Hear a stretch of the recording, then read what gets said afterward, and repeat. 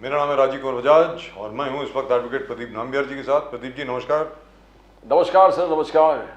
और प्रदीप जी और मैं हैं इस वक्त नेशन नाउ पर, और नेशन नाउ कहाँ है? हमेशा आपके साथ। जी हाँ, हमेशा आपके साथ। और आप सब लोगों को जय हिंद, जय महाराष्ट्र, जय भवानी, जय शिवाजी, वंदे मातरम।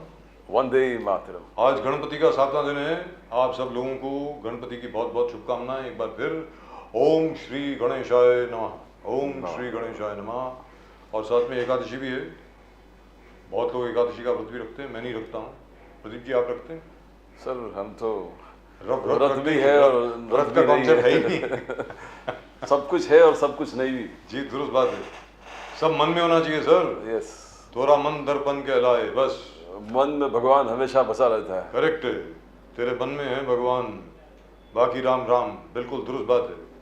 और प्रदीप जी आज आप देखें, मोदी जी ने कितनी 11 वंदे भारत ट्रेन का फ्लैग ऑफ करी। मतलब पिछले 2-3 दिन से लगातार ये चल रहा है, कहीं 9 कहीं 11। He's on a massive development spree all over the place. I mean, And Vande Bharat trains are fantastic, absolutely fantastic. जो भी राइड करता है तारीफ करता है कि where technology is concerned, we are taking a quantum jump, and where commuting our people are concerned, we are taking a quantum jump. It's absolutely fantastic. And railways they say पूरे Australia का population is on Indian rails every day. Yes. तो we can understand the quantum. The railway network just and so which is why I still can't figure out what came over the Canadian Prime Minister Mr. Justin Trudeau to do what he has done. I mean, I find it so strange. What's the matter with the fellow? As the Canadians themselves are saying, whatever scenario, whatever model that you work out, this does not end well for Canada. Let's be very clear. Even if you see the population wise, you got around 8 lakhs Sikh communities there. You got 8.3 or 8.4 lakh Hindu community out there. So if you are trying to convince the Sikh community, you are putting the entire Hindu community against you. So the entire Hindu community will vote Conservative. Totally against Mr. Against the Liberal Party. Against wherever he is. Yes, it's going to be terrible. So what kind of political calculations is this? And in any event, I still remember the days when there was no difference between Hindus and Sikhs. You know, Sikhs were Hindus. Yes, Hindus were Sikhs. Bilkul. So that was it. And it took the Canadians and Canadian money, by the way, to drive a rift and a wedge between the Hindus and the Sikh community. Hindu और सिखों के बीच में जो दरार पड़ी है, उसमें Canadian पैसे का बहुत हाथ है साहब। और वो मैं अपने एक्सपीरियंस से बता रहा हूँ, क्योंकि याद रखें 1982 से मैं पंजाब कवर कर रहा हूँ। 1982 दिसंबर में सबसे पहली बार मैं जर्नैल सिंह पिंडावाले जी से मिला। सन जर्नैल सिंह पिंडावाले का मैंने इंटरव्यू किया कोई 20 या 21 या 22 बार। ऑपरेशन ब्लू स्टार के दौरान मैं अमृतसर में था। तो और आपको ये भी बता दें, कोई भी पंजाबी, हिंदू हो, सिख हो, ईसाई हो, मुसलमान हो, कोई भी आज वो दौर वापस नहीं चाहता है। प्रदीप जी बिल्कुल सर, nobody wants bloodshed. ये खालिस्तान की डिमांड जो है ये कनाडा में है साहब। सिर्फ और उनके पास बहुत खाली जगह है, खालिस्तान बना लो उधर। दे Trudeau, Justin Trudeau can एक separate, what is ultimately Khalistan, एक राज्य चाहिए, उधर ही मिल जाए। कनाडा कोई थोड़ा इतना सा भाग अनकवर्ड है, छोटा सा भाग उधर मिल गए तो वो इतना खालिस्तानी भी इतना जंगल है वहाँ पे। पंजाब का 10 गुना ज्यादा हिस्सा है वहाँ पे, आप ले लीजिए। गणेश खानकर जी से पूछते हैं। गणेश खानकर साहब नमस्कार। सर नमस्ते। नमस्कार सर, गणपति की बहुत बहुत शुभकामनाएं। ओम श्री गणेशाय नमः। Thank you sir, thank you. तो सर गणेश खानकर साहब, और आपका नाम भी गणेश है, वाह कमाल है। मतलब जब भी आपसे बात करें तो गणेश जी की याद करें। वाह जी वाह, लोगों ने चुन के नाम रखा है साहब का। देखिए साहब, और खानकर साहब लगातार हर दिन मैं देख रहा हूँ फेसबुक में, हर गणेश मंडल पर जी जाना, उसका यात्रा करना, फैंटास्टिक, इट्स वेरी नाइस। तो गणेश खानकर साहब, आपको लगता नहीं है कि मतलब खालिस्तान अगर बनाना है तो कनाडा में बना लो यार, बहुत खाली जगह है वहाँ पे। इतनी खाली जगह है कहने की हद नहीं, क्योंकि पंजाब में तो कोई नहीं चाहता है, भारत में तो किसी को भारत से अलग नहीं होना है। यहाँ तक के कश्मीरी जो हैं वो भी अब बिल्कुल भारत का हिस्सा बन गए। और अब तो और छोड़िए, जैसा कि आप बोल रहे थे पिछली मरतबा जब आप हमारे शो में आए थे कि बहुत ही जल्द पाकिस्तान ऑक्यूपाइड कश्मीर और गिलगिट बाल्टिस्तान भी भारत का हिस्सा होगा और भारत अखंड होगा, अखंड अखंड भारत होगा। जबरदस्त होगा साहब, मजा आएगा। क्या कहते हैं सर वो प्रदीप जी, अटक से लेके कटक तक। कटक तक, अटक से कटक तक एक ही भारत है सर, वही होने वाला है। आपको क्या लगता है सर, ये जो खालिस्तान है वो वहीं बनना चाहिए ना? जब मैं तो शुरू से बोल रहा हूँ कनाडा में बनना चाहिए सर, कनाडा में ही डिमांड है, ऐसा- कनाडा में बना दो। सर ऐसा है कि G20 में जिस तरह से भारत ने जी पूरे विश्व में एक संदेशा देने का प्रयास किया, जी दिया। मैंने उस समय भी आपसे कहा था, मुझे याद है कि जब G20 की शुरुआत होने जा रही थी उस समय हम डिबेट में बैठे हुए थे और मैंने कहा भी था कि जो सारे विषय इस वक्त डिबेट G20 में आ रहे, हमने अफ्रीकन नेशंस की ऑर्गेनाइजेशन को G20 की समिट में लेकर G21 हम बन गए। उसके बाद में पूरे विश्व के एनवायरमेंट पर या रशिया यूक्रेन वॉर पर जिस तरह से दिल्ली समिट के नाम से सारे लोगों की सहमति से जो बात बनी और जिसका डिक्लेरेशन हुआ, पूरी दुनिया हमारी तरफ देख रही थी सर कि दिल्ली में इस समय क्या हो रहा है। पूरी दुनिया का फोकस यह दिल्ली की तरफ था। अब देखिए, एक थोड़ा सी बात को हम थोड़ा सा अलग नजरिए से देखें तो ट्रूडो जी ने जो बात कही, वो बात का उन्होंने जो टाइमिंग लिया है, उस टाइमिंग के कारण वो ज्यादा चर्चा में आए। इसके पहले भी जो पन्नू है वो बार बार ये कहते हैं वो सारे बॉडीगार्ड से घिरे हुए रहते हैं और कैनेडियन बॉडीगार्ड है सर, कोई सिख बॉडीगार्ड नहीं है। जी हाँ, वो भी नोटिसेबल है कि सारे एक भी सिख नहीं है bodyguard sir. Yes yes yes yes जी सही सर। बात है आपकी। जी। वो सारे वो कैनेडियन बॉडीगार्ड से घिरे हुए, पर्सनल बॉडीगार्ड उनके बाउंसर्स जी। हैं, उनसे वो घिरे हुए रहते हैं और वे भाषा करते हैं हिंदुस्तान को तोड़ने की और दिल्ली में खलिस्तान होगा, इस तरह की वो भाषा कर रहे हैं। पन्नू जी शायद ये बात जान नहीं रहे कि चीन और पाकिस्तान भी अब भारत के बारे में कोई स्टेटमेंट करने से पहले 10 बार सोचते हैं, 10 बार। अब चीन ने भी अपना जो रवैया था हिंदुस्तान के प्रति वो चेंज कर दिया है और इसलिए ये कनाडा जैसे देश में जहां पर अभी जल्द ही चुनाव होने वाले हैं और चुनाव की राजनीति को देखकर जो लोग इस समय इस सारी राजनीति को सपोर्ट करते होंगे, उनके आधार पर पन्नू जी बातें करते रहते हैं। वो भी यानी मुझे सर तो एक कभी सेकंड कभी एक अच्छा सेकंड एक सेकंड एक सेकंड कहने का मतलब ये हुआ, वो ट्रूडो साहब जो हैं उन्होंने ये मसला इसलिए उठाया टू अंडरमाइन इंडिया। भारत में जो सफलता मिली G20 को, उसकी सफलता की अहमियत जो है उसको कम करने के लिए उठाया गया, ये कहना चाह रहे हैं सर? बिल्कुल देखिए, ऐसा है कि ये सारी बातें कहने के लिए ट्रूडो जी के पास समय भी था। जी G20 के आने से पहले जी ठीक जगह पर वो अपनी बात कह सकते थे, या यह विषय को हमने गंभीरता से, भारत की सरकार को हमने इस विषय को सौंपा है, यह बात भी वो कर सकते थे। इसलिए मैंने पहले कहा कि जो टाइमिंग उस समय उन्होंने साधा है, उस टाइमिंग को देखने के बाद ही फिर ध्यान में आता है कि इसका मकसद क्या होगा। अब जब वो कहते हैं कि किसी कनाडा के नागरिक की हत्या के बारे में हम बहुत सीरियस है, तो वह जो नागरिक जिसकी हत्या हुई है, क्या वो क्लीन माइंडेड था या वहां का रेपुटेड रेसिडेंस था? तो इसके पहले भी हमने जिन आतंकवादियों की लिस्ट कैनेडियन गवर्नमेंट के पास दी हुई है, उनमें उसका समावेश था, वो उसमें शामिल था।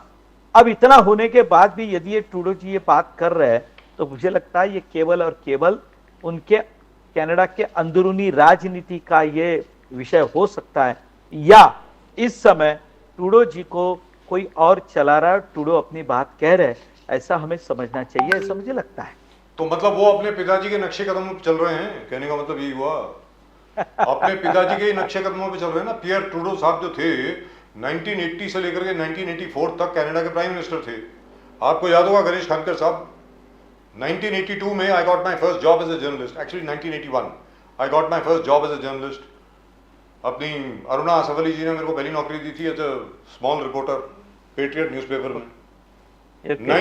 जी 1982 में सर, 1982 मिसेस गांधी गवर्नमेंट एक लेटर रोगेटरी भेजी गई, उसके साथ में पूरी फाइल भेजी गई अबाउट तलविंदर सिंह। तलविंदर सिंह के बारे में, परमार के बारे में पूरी फाइल भेजी गई। ये कहा गया कि भाई या तो आप इसकी एक्स्ट्रेडिशन कर दो, या आप इनको भारत भेज दीजिए, या आप वहां इनको जेल में डाल दीजिए, ऐसे खुला मत घूमने दीजिए। ये आदमी खतरनाक आदमी है, इसने 3-4 यहाँ पे पंजाब में मर्डर करवाए हैं। पूरी इनको फाइल भेजी गई। पियर ट्रूडो साहब डिड नथिंग। 1985 प्रदीप जी आपको याद होगा, आप एयर इंडिया में थे। 1985 Kanishka, our aircraft flight number 182, who can forget sir, more than 329 people were killed. Cork जो आइलैंड है नॉर्थ, मतलब आयरलैंड के बिल्कुल साथ में, वहां पर फटा बॉम्ब रखा गया था कनाडा में, और उसका प्लानर था तलविंदर सिंह।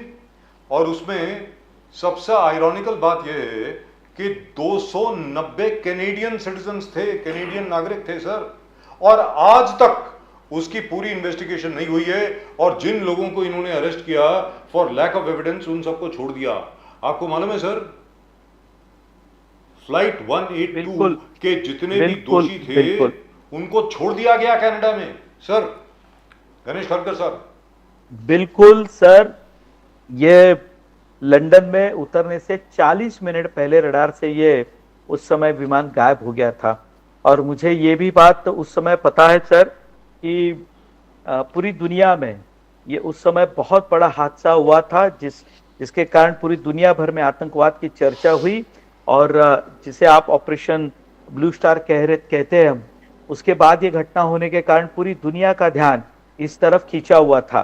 यानी आपने जो बात कही, मुझे थोड़ा सा इस विषय में जानकारी इसलिए है कि उस समय भारत सरकार ने समय रहते ये सारी बातें कैनेडियन गवर्नमेंट को देने के बाद भी उन्होंने इस पर कोई कार्रवाई नहीं की थी। लेकिन सर आप जो बात कह रहे हैं, ऐसा है कि इस समय ये सारी बातें जो है ये कैनेडियन गवर्नमेंट के ऑब्जर्वेशंस में सारे मुकदमे चले, सब हुआ। लेकिन ऐसा है कि यह हिंदुस्तान और कनाडा में एक जो मूलभूत फर्क है, वे सारी बातें वैयक्तिक स्वतंत्रता की करते जरूर है, लेकिन ये सारी बातें जो है ये दूसरे नेशन पर थोपने का काम है कनाडा की गवर्नमेंट करती है। जब इनके खिलाफ कोई बात करे तो कनाडा के सारे, यानी अभी तक जो घटनाएं मैंने देखी हुई है, ये सारे जो विकसित राष्ट्र है ना सर, ये सारे अपने बारे में कोई दूसरा कानून लगाते हैं और किसी दूसरे देश के बारे में जब बात करते हैं तो उससे ये वैयक्तिक स्वतंत्रता के साथ जोड़कर हम कितने दुनिया भर में खुले वातावरण में हमारे यहाँ नागरिक जी रहे ये बताने की कोशिश करते हैं। ये उसका ही एक उदाहरण है sir. Sir freedom of expression is fine, we also have freedom of expression. मतलब भारत में जितनी बोलने की आज़ादी है और शायद किसी देश में नहीं होगी सर। यहाँ पर कितने हमारे यहाँ कितने हिंदू हैं सर? 100 करोड़ तो होंगे हम लोग, क्योंकि 142 करोड़ की आबादी में 100 करोड़ तो हैं हम हिंदू, सीधी बात है। वहां पर कोई सनातन धर्म के खिलाफ इतनी बड़ी बात कह दे और यहाँ पर कोई कुछ ना करे, इससे ज्यादा बड़ी फ्रीडम ऑफ एक्सप्रेशन क्या हो सकती है सर? सीधी बात है। लेकिन फ्रीडम ऑफ एक्सप्रेशन का मतलब ये नहीं है कि जैसे पन्नू साहब जो हैं, वो जो भाषण दे रहा है आदमी, ये कह रहा है कि हिंदुओं को मार दो, यहां से निकल जाओ। हमारे कॉन्सुलेट्स के कनाडा में जो इंडियन कॉन्सुलेट्स हैं, उनके ऑफिशियल्स की तस्वीर लगा के उसके ऊपर पैसे लगा करके इतने $50,000 मिलेंगे अगर इसका सिर काट के लाओ, अगर इसको मारो। ये फ्रीडम ऑफ एक्सप्रेशन कहां से हो गया सर? गणेश खानकर साहब। मैंने यही कहा ना सर, देखिए हमारे एम्बेसी पर हमला होता है जी, हमारे एम्बेसी पर हमला होने के बाद हमारा झंडा निकालने की कोशिश होती है, और वहां की सरकार यदि कोई टेररिज्म की घटना घटे तो 5 मिनट में सर वहां की पुलिस पहुंच जाती है जी, 5 मिनट में सर। और ये घटना महज केवल 2 मिनट की नहीं है सर, वहां पे लोग जमा हुए होंगे, उनके इंटेंशंस पता चले होंगे हमारे कॉन्सुलेट से। 2 घंटे से ज्यादा की है, ये बीबीसी ने बोला है, मैं नहीं बोल रहा हूँ। 2 घंटे 10 मिनट। यस जी बराबर। अब वहां से कॉन्सुलेट से जानकारी दी गई होगी, उन्होंने भारत में संपर्क करके हमारे विदेशी राजनीति को इन सारी बातों की जानकारी दी होगी। हमारी ओर से भी वहां पे तुरंत अलर्ट भेजा होगा। अब तो कम्युनिकेशन बहुत फास्ट है, यानी ये सारी होने के बाद में वहां की सरकार ने ओपनली उन्हें सपोर्ट दिया है, ये बात तो क्लियर है। और मुझे जो लगता है कि जिस तरह से आपने जो बात की उसकी दूसरी बगल की बात ये मैं कहूँ तो बजाज जी, जिस तरह से G20 में कनाडा की किरकिरी हुई है, जिस तरह से वहां के प्रधानमंत्री जी को 48 घंटे हिंदुस्तान में रुकना पड़ा और उसकी निंदा कनाडा में की गई, और जैसे ट्रूडो इस G20 के समिट में उनकी तरफ किसी ने ध्यान नहीं दिया, जबकि इटली की प्राइम मिनिस्टर की पूरी दुनिया भर में चर्चा हुई, बाइडेन जी की चर्चा हुई, ऑस्ट्रेलियन प्राइम मिनिस्टर सेल्फी ले रहे थे, उसकी तस्वीरें पूरी दुनिया भर की न्यूज़पेपर में आई। लेकिन कनाडा के ऋषि सुनक साहब, हाँ, यानी ऋषि सुनक जी के बारे में मैं तो इतना कहूंगा कि उन्होंने पूरे भारतीय मीडिया के साथ में इंग्लैंड में रहने वाले हर भारतीय का दिल उन्होंने जीत लिया। वे यहाँ के स्वामी नारायण के मंदिर में गए और देखिए समय बदलता है राजीव जी, समय बदलता है। यहाँ के हिंदुस्तान में रहने वाले अपने कुछ राजनेताओं को मैं हिंदू हूं यह कहने में 5 साल शर्म आती है। वे चुनाव के समय मंदिर में घुसते हैं, जनेऊ शर्ट के बाहर से पहनते हैं, और ये इंग्लैंड के प्राइम मिनिस्टर है, इंग्लैंड के ऋषि सुनक, जिन्होंने ये गर्व से मीडिया के सामने कहा कि I am proud that I am Hindu. या के स्वामी नारायण के मंदिर में गए, वहां से मिले, देखिए कितना बड़ा फर्क है सर। और ये देखिए, I am very proud, sir. I am very proud that his grandfather came from the city of my father, Gujranwala, which is now in Pakistan. He is also from Gujranwala, Khatri Punjabi from Gujranwala, sir. So I can also take pride in that. खानकर साहब, यहाँ पर मोदी साहब कुछ बोल रहे हैं। खानकर साहब क्या बोल रहे हैं सर, बोलिए सर। नहीं, इसमें मैं एक ही बात कहना चाह रहा था कि देखिए कितना बड़ा सबक है सर जी, कितना बड़ा सबक है कि जिन अंग्रेजों ने हम पर राज किया, अब उन बातों में नहीं जाएंगे, लेकिन वहां पर एक भारतीय मूल का व्यक्ति प्रधानमंत्री बनता है, जहां पर आज 50 से 60% लोग अपने आप को क्रिश्चियन मानते हैं, वहां पर भी 10-15% से ज्यादा लोग अपने आप को किसी धर्म के साथ नहीं जोड़ते। अब ये नया ट्रेंड दुनिया भर में आया, इंग्लैंड में भी इसकी 15% के ऊपर लोग अपने आप को कोई धर्म का अनुयायी नहीं मानते। वे लिखते हैं I am not following any religion, लेकिन वो भारत में आकर ये कहते हैं कि मैं भारतीय हिंदू होने का मुझे गर्व है। सर दुनिया कहाँ जा रही है? अब आप देखिए इस समय ट्रूडो की तरफ किसी मीडिया ने ध्यान नहीं दिया, किसी ने नहीं ध्यान दिया। मुझे लगता है यह भी उसका कारण है कि ट्रूडो अपने आप को सेटल नहीं कर पाए। वहां जाने के बाद में वे इसकी भरपाई करना चाहते हैं, और उन्होंने जो वक्तव्य वहां पर दिया शायद ये उसका नतीजा हो सकता है। अभी खानकर साहब, मोदी साहब इज टॉक्ड अबाउट एवरीथिंग, जो सक्सेस है, सबका साथ सबका विकास, article 370, 1 nation 1 tax 1 rank 1 pension, 10% reservation for the poor, और अभी नारी शक्ति वंदन अधिनियम। मोदी साहब ने कहा कि हम सिर्फ बोलते नहीं, हम करके दिखाते हैं। दैट इज व्हाट मोदी साहब सेड। बट राहुल गांधी जी का कहना है कि आप इसको तुरंत इंप्लीमेंट कीजिए, do immediate implementation, also include OBC reservations. और आज पूरे जितने उनके स्टेट लेवल और कांग्रेस के संगठन के स्टेट लेवल ऑर्गेनाइजर्स थे, स्पोक्सपर्सन, बोले ये दूसरा जुमला है, वुमेन रिजर्वेशन, नारी अधिनियम इस जुमला जस्ट लाइक अच्छे दिन जैसा जुमला है। How do you see that sir? ये मोदी साहब जहां पूरा गिना रहे कि हमने 2014 से लेके इतना सारा अच्छा काम किया, उन्होंने कहा कि भगवान ने जो असंभव चीज है, पवित्र चीज है, मोदी साहब के द्वारा ही इस देश में लागू करना चाहते हैं। How do you see this Congress opposition? Khankar साहब सर अभी ऐसा है ना बिहार जी, मैं यदि शॉर्ट में कहूँ तो कांग्रेस ही एक जुमला है, इससे ज्यादा और कोई मुझे बोलने की आवश्यकता महसूस नहीं होती। सर ऐसा है कि ऑपोजिशन हर बार एक बात को कहता है, वो ये कहता है कि मोदी जी ने ये कहा था कि हर नागरिक को 15 लाख रुपए, ये बात को हर बार कांग्रेस के लोग कहते हैं। नबियार जी, अब पूरे देश में हर व्यक्ति को आयुष्मान भारत में 5 लाख रुपए तक का मुफ्त में इलाज मिलेगा। अब आप सोचिए, हर परिवार में सर 2 से 4-5 लोग हैं, हर व्यक्ति का अलग से आयुष्मान भारत कार्ड बंद रहा है। सर आप सोचिए, इस एक परिवार में 5 लोग होंगे, 4 लोग होंगे, तो उसका क्या होगा सर?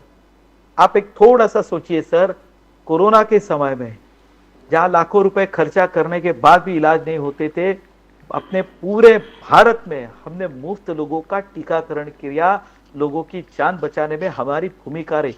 ये हमने किया, ये हमारा नहीं कहना है साहब, ये पूरे देश ने किया है। लेकिन सर ये रिसर्च, ये सारा करने के लिए कहीं तो कुछ लगता होगा। हमने किसी से भारत में 1 रुपया नहीं लिया, 1 रुपया।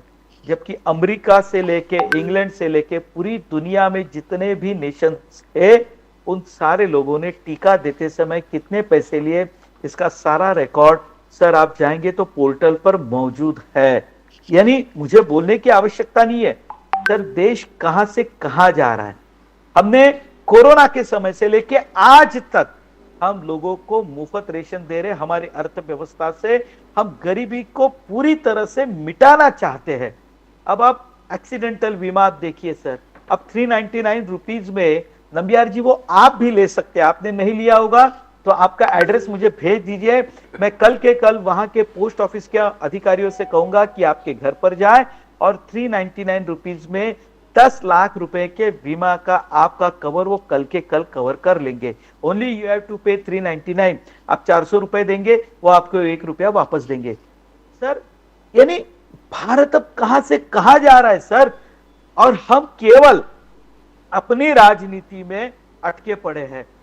कांग्रेस की मैं एक दुविधा कहूं नंबियार जी, जब इस देश में G20 हो रहा था उस समय ये हमारे राजपुत्र है राहुल गांधी जी, ये यूरोप में जाकर बैठे थे, यूरोप में जाकर बैठे थे। मैं बताऊं इसकी वजह मुझे जो लगती है, शायद किसी ने इनसे पूछ लिया ना सर कि G20 में जो सारे नेशंस हैं इनके पर कैपिटा इनकम के बारे में सर आप क्या सोचते हैं, तो वो बोल देते कि यहां से हम आलू डालेंगे, वहां से पर कैपिटा इनकम बढ़ेगा। सर ये मजाक नहीं है, ये राजनीति है, इसमें आपको अभ्यास करके बात करनी पड़ती है। दुनिया के सामने आप ये कह देते yes we have differences, Modi ji और मुझ में कुछ मतभेद हो सकते हैं, but as Indian, as a भारतवासी, मैं भारत में आपका स्वागत करता हूं, भारत में आपका स्वागत करने के लिए मैं भी खड़ा हूं। सर राहुल गांधी जी बड़े बन जाते। What Vajpayee ji said about Indira Gandhi? ये कांग्रेस के डीएनए में नहीं है।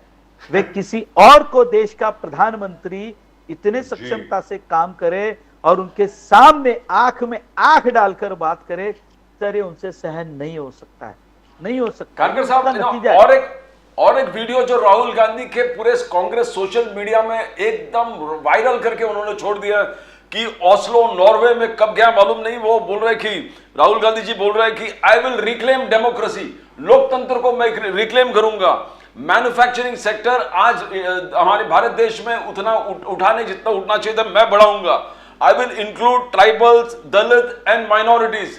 ट्राइबल, दलित और माइनॉरिटीज को हम इंक्लूसिव पॉलिटिक्स में उनको इंक्लूड करके, और वो आपको याद है पार्लियामेंट में जो कहा कि 90 में से सिर्फ 3 ही ओबीसी के हैं, 3 ही ओबीसी के हैं, और आज भी और सेक्रेटरीज और आज भी ये सिर्फ 5% पूरे एंटायर बजट इस देश का वो 5% ही कंट्रोल करते हैं। तो ये inclusive politics, inclusive manufacturing sector, लोकतंत्र को फिर रिक्लेम करेंगे राहुल गांधी जी। कैसे देखते हो? How do you see that this is becoming absolutely viral and it's gone everywhere, और कांग्रेस सोशल मीडिया इसको लगातार पुश कर रहा है सब जगह। How you going to counter it Ganesh ji? Sir Nambiar ji आप चर्च में जाते होंगे? चर्च मंदिर सब जगह जाता हूं। नहीं, मैं पूछ रहा हूं, आप क्रिश्चियन है सर, हिंदू है? हिंदू है सर, बराबर है। तो मुझे ये बताइए, जब कोरोना की आपको टीकाकरण आपका किया तो क्या आपसे पूछकर किया आप ओबीसी है, आप हिंदू है, आप मुस्लिम है, आप सिख है? क्या कांग्रेस का ये मजाक है सर? ये कौन सा मजाक है? जब इस देश में आयुष्मान भारत के किसी को 5 लाख रुपए में मुफ्त इलाज होता है तो क्या हमसे पूछा जाता है कि आप मुस्लिम है, हिंदू है? जब किसी को रेशन दिया जाता है तो क्या उससे सवाल पूछा जाता है? आप ध्यान रखिए नंबियार जी, 83 करोड़ जनता को हमने कोरोना के समय मुफ्त में रेशन दिया सर। हम करीबन 9 करोड़ घरों तक हम पूरी तरह से शौचालयों की सुविधा हमने 9 साल में करके दी है। आप कहीं भी देहात में चले जाइए सर, अब किसी को अपने घर को छोड़कर हाथ में लोटा लेकर बाहर जाने की जरूरत नहीं पड़ती। सर देश में 3 करोड़ ऐसे घर थे जहां पर पहली बार बिजली गई, तो क्या बिजली जाते समय ये पूछते जाती है राहुल गांधी जी मैं ओबीसी के घर जा रही हूं, जाओ कि नहीं, जरा आप बताइए आपका काउंट क्या मुझे बता रहा है। सर ऐसा है कि देखिए जब देश में डेवलपमेंट होती है ना सर, तो किसी जातिगत के लिए नहीं हम कर सकते, अब हम उससे ऊपर जा चुके हैं, ऊपर जा चुके हैं। और राहुल गांधी जी बार बार, देखिए मैंने गए बार भी कहा था, तब राजीव जी बात कर रहे थे तो मैंने कहा था कि इसके बाद में जो ये इंडी अलायंस है ये सिर्फ और सिर्फ मोदी सरकार की योजनाएं कैसे विफल हुई है ये बताने की कोशिश करेंगे, क्योंकि और कोई बात को ये भारत की जनता जी। अब तवज्जो नहीं दे रही है। लेकिन खानकर आपके साहब एक चीज तो डिफेंस है, ये बिल्कुल फैक्ट है कि आज की तारीख में जो 90 सेक्रेटरीज हैं, सेक्रेटरी लेवल के जो ऑफिसर्स हैं, उनमें से सिर्फ 3 ओबीसी हैं, करेक्ट है। लेकिन सर 1992 में एक भी नहीं था। सुप्रीम कोर्ट का जब ऑर्डर आया कि भाई इसके बारे में कुछ कीजिए, तब एक भी नहीं था। और जैसा अमित शाह जी ने लोकसभा में कहा कि जो 1992 बैच के आईएएस ऑफिसर्स हैं वो अब जाकर के सेक्रेटरी पोजीशन पर बैठे हैं, अब आगे जो आएंगे उनमें से ओबीसी भी होंगे और अन्य भी होंगे। अब बाय द वे यहां पर ये नहीं बताया गया राहुल गांधी जी द्वारा कि शेड्यूल कास्ट और शेड्यूल ट्राइब कितने हैं। बाय द वे सर मैं वो मैं 13% एक बात है, आपकी बात में जोड़ना चाहूंगा। वो 13% है बाय द वे। बोलिए ना सर। सर ऐसा है कि मैं अभी आपको एग्जैक्टली फिगर नहीं दे पाऊंगा। जो हमारे 302 सांसद है सर, कांग्रेस के मैं दे देता हूं, पूरे विपक्ष मैं दे देता पूरे हूं। मिलाने के बाद भी सर सबसे ज्यादा schedule tribes, schedule caste, OBC के सबसे ज्यादा आज एमपीज सर लोकसभा ओबीसी के में 85 हैं भारतीय जनता सर, पार्टी के ओबीसी हैं। के 85 हैं बीजेपी में, जी, 85। हाँ जी, पर एमएलएज पूरे भारत में जी सबसे ज्यादा, पूरे भारत के सारे स्टेट्स के हम एमएलएज काउंट करेंगे तो सबसे ज्यादा एमएलएज ओबीसी के, शेड्यूल ट्राइब्स के आज भारतीय जनता पार्टी के चुनकर आए हुए हैं। महिला भी है सबसे ज्यादा। हाँ जी हाँ, यानी मुझे कभी कभी लगता है कि मैंने एक बार आपके चैनल पर यह बात कही थी राजीव जी कि संसद का भाषण या जनसभा का भाषण नहीं होता और जनसभा का भाषण या संसद का भाषण नहीं वो होता है। बिदुरी साहब की तो समझा दीजिए सर। सर ये बात रमेश, मेरे मित्र, मेरे परम मित्र हैं रमेश बिदुरी साहब, साउथ दिल्ली के एमपी हैं सर, उनको भी समझा दीजिए सर। किसी की बात नहीं सुनते वो, उनको भी बोल दीजिए जरा संयम बरतो यार, जरा डिसिप्लिन में रहो।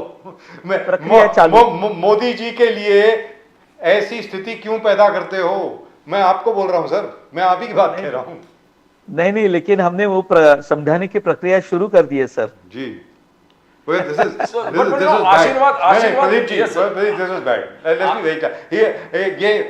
हंस के गणेश खानकर साहब आप टाल नहीं सकते। नहीं राजीव जी मेरी बात एक गंभीरता से, आपने मेरी बात को समझा नहीं। मैंने ये कहा कि उनको समझाने की प्रक्रिया शुरू कर दी है, हमने नोटिस भी दे दी है। और मैं आपको एक बात स्पष्ट करता हूं, देखिए किसी को अच्छा लगे या किसी को बुरा लगे, इसीलिए हमने जिस संसद में हमारे नेताओं ने जो भाषण दिए, जिसको आज भी मैं कभी रात को शांति से सुनता हूं, अपनी लेवल चेक करता हूं, सर उस संसद में भले वो प्रतिपक्ष का हो, वो हमारे बारे में क्या सोचता हो, हमने अपना संयम नहीं खोना चाहिए। ये हमारे लिए बहुत जरूरी है और आगे भी हमें ये करना पड़ेगा, क्योंकि जनता हमें बहुत जिम्मेदारी से देखती है। डेफिनेटली मोदी साहब ने कहा अपने जो आशीर्वाद यात्रा के दौर, कहा कार्यकर्ता महाकुंभ, उन्होंने स्ट्रेस किया कि हमारा संगठन सबसे मजबूत है और ये पिलर्स जो है हमारे वर्कर्स जो है, बीजेपी के कार्यकर्ता है, वो हमारे पिलर्स है।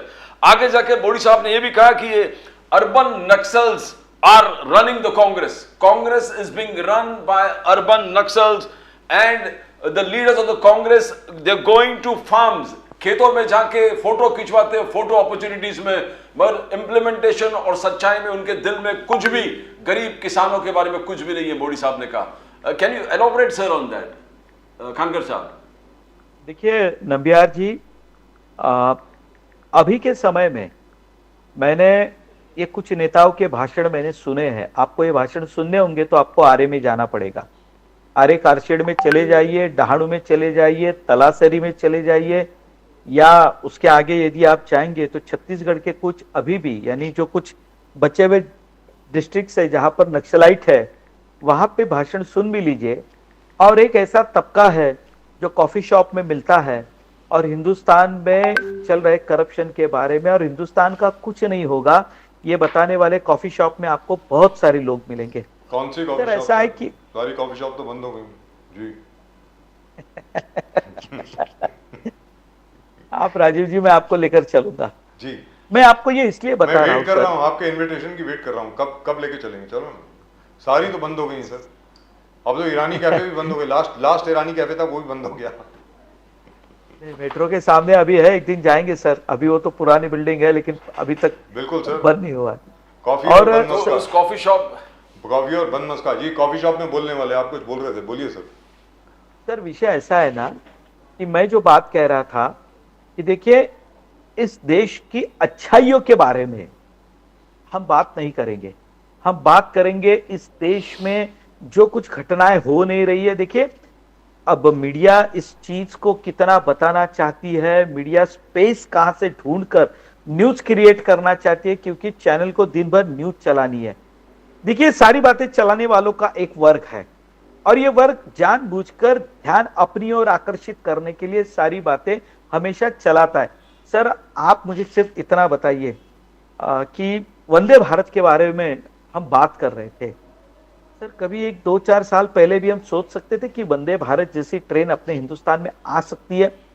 हम बुलेट ट्रेन के बारे में सर आज बात कर रहे हैं। शायद आने वाले 2-3 साल के बाद में बुलेट ट्रेन में बैठने का मौका भी शायद आपको मिल सकता है। इतनी तेज गति से अभी बुलेट ट्रेन का नई सरकार आने के बाद बन रहा है स्टेशन सर, हमारे ऑफिस के साथ में स्टेशन बन रहा है। अब काम भी शुरू हो चुका है। मुंबई से अहमदाबाद, उसके बाद में मुंबई से नागपुर की बात शुरू है। अब दिल्ली से भी बुलेट ट्रेन लाने की हम बात कर रहे हैं। तो पैसेंजर्स जैसे उस पे अवेलेबल होते हैं सर, वो रिसर्च का विषय कि कहाँ चलानी चाहिए, क्योंकि उसमें से रिटर्न भी आना चाहिए। लेकिन ये सारी डेवलपमेंट आज हम कर रहे हैं पूरी दुनिया में। सर 15 ऐसे बड़े शहर है कि जहां पर आज मेट्रो प्रत्यक्ष रूप से शुरू हुई है। आने वाले 2-4 सालों में पूरे देश भर के 41 सिटीज ऐसी होगी कि जहां पर प्रत्यक्ष रूप से मेट्रो चलेगी। क्या ये डेवलपमेंट नहीं है सर? हम कर रहे हैं। अब देखिए ऐसा है कि एज अ ऑपोजिशन मैंने ये बात कही कि हाँ कार्य पद्धति में कुछ बदलाव हो सकता है, कि उनकी और हमारी कार्य पद्धति अलग हो सकती है, मगर हम देश के विकास के साथ खड़े हैं यह कहने के लिए राहुल गांधी जी झिझक रहे हैं। और कन्हैया कुमार जैसे लोग आज जो उनके एडवाइजर है और एक तबके को जो बार बार इस देश के निगेटिविटी के बारे में बताकर इस विकास से ध्यान भटकाना चाहते हैं, उसकी तरफ आज मोदी जी ने ध्यान खींचा है। देखिए कार्य पद्धति में दोष हो सकता है तो आप बताइए ना कि हम ये करना चाहते हैं। अब राफेल के बारे में जो चर्चा, राजीव जी आपको भी पता होगा कि हम राफेल के बारे में चर्चा करते हैं। जब हम चर्चा करते तो हम तथ्यों के साथ बात क्यों नहीं कर पाए? हम क्यों नहीं कर पाए? उसकी वजह भी यही थी ना सर। वो बहुत लंबा हो जाएगा सर। नहीं मैंने वो बहुत लंबा हो जाएगा। तथ्यों के बारे में कैसे बात करें? बिकॉज अरेंजमेंट तो वो पीछे की एग्रीमेंट है, वो तो सीक्रेट एग्रीमेंट है सर, वो तो कॉन्फिडेंशियल एग्रीमेंट है। But the Rafale is the best buy that we have had. Indian Air Force is very happy with it. It's the best fighter plane in the world at the moment in its category. There is no doubt about it. Sir चलते चलते good news आपको दे दूं, चलते चलते, क्योंकि आपने कहा कि मीडिया जो है कभी अच्छी खबर नहीं देता है, तो अच्छी खबर ही बात कर लेते हैं सर। वांगजू चाइना में इस वक्त एशियन गेम चल रही हैं। India has one 2 gold medals. 2 gold medal हम लोगों ने जीते हैं, 3 सिल्वर मेडल जीते हैं, 6 ब्रॉन्ज मेडल जीते हैं। मुझे लग रहा है इस बार 100 मेडल का सपना इस बार पूरा होगा। Ganesh Khankar ji, thank you very much for joining us once again. Ganpati की बहुत बहुत शुभकामनाएं आपको। So nice of you to join us sir. ओम श्री गणेशाय नमः। Thank you very much sir. Sir आपका भी बहुत बहुत धन्यवाद और गणपति बाप्पा आप सभी को जो आप चाहते हैं वो दे और आपके सारे विघ्न गणपति बाप्पा दूर करे, जी। ऐसा मैं गणपति भगवान से भी प्रार्थना करता हूँ। ओम thank you Shri so much. गणेशाय नमः। और इस बार श्री गणेश हो ही जाए, ईरानी कैफे में जाकर के बंद मस्का और चाय गणेश खानकर साहब के साथ पियेंगे हम लोग। Thank you so much sir, thank you very sir much. जरूर, thank you so much sir. Wonderful, wonderful talking to you, sir. So, Pradeep ji, this is the latest. Welcome, sir. 11 medals, sir. 11 medals already. Fantastic. On the second day. Very good Last time we performance. had to wait for, I think, 3 days or 4 days before we won even a single medal, which is fantastic. And at the moment with us